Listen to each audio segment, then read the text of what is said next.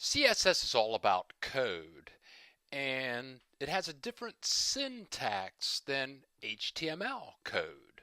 If you look at some HTML code, like we had the image tags, the paragraph tags, you had the TD tags, and those look like little greater than, less than signs. But in the land of CSS, we use curly braces, and we're going to look at some CSS syntax.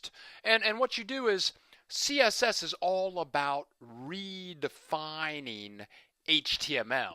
So what you do is you locate something in a web page you want to redefine to give it superpowers that HTML can't give it.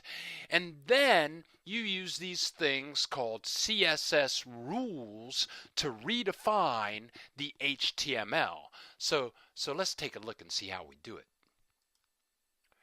This is a CSS rule.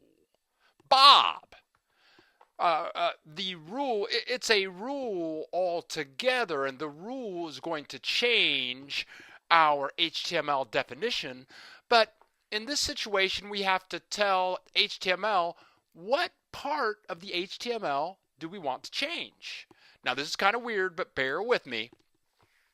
What we do is we make up many times a name, and in this situation, the name is Bob in the HTML. And that Bob would be called a selector. Bob is the selector. We're going in our HTML, we're going to find Bob. Then we open a little curly brace. We open a curly brace to share with the CSS and HTML what to do for Bob. So then down here we have some lines. Well, Bob is 25. His city is New York City. His sex is male. Whenever you see these colons, think of that as the equal sign. And then, so we have a property, which is age. 25 would be the value of age, or the number of age. And then when we're done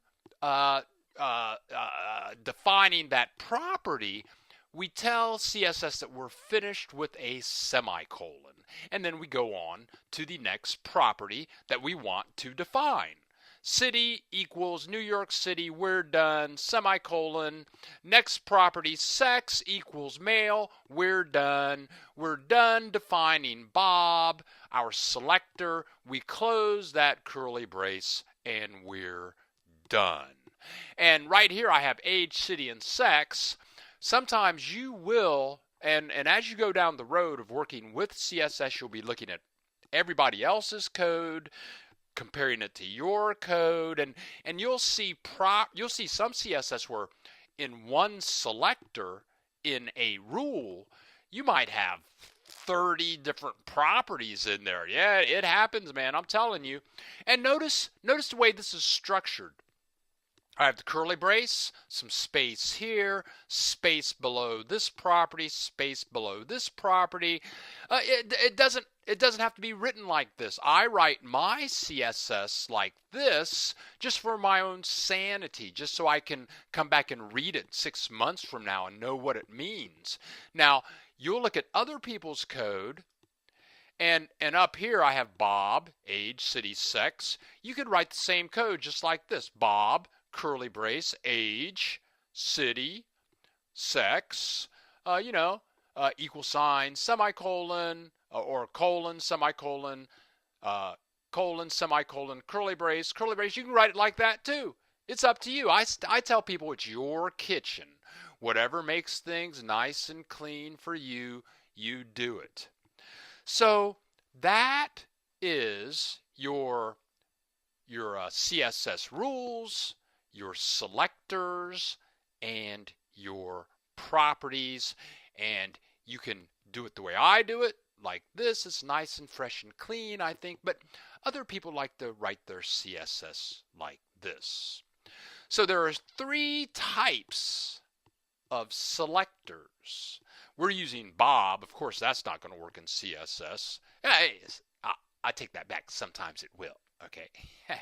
But we're going to come back and talk about the 3 or 4 types of selectors that you can use in CSS in our next title.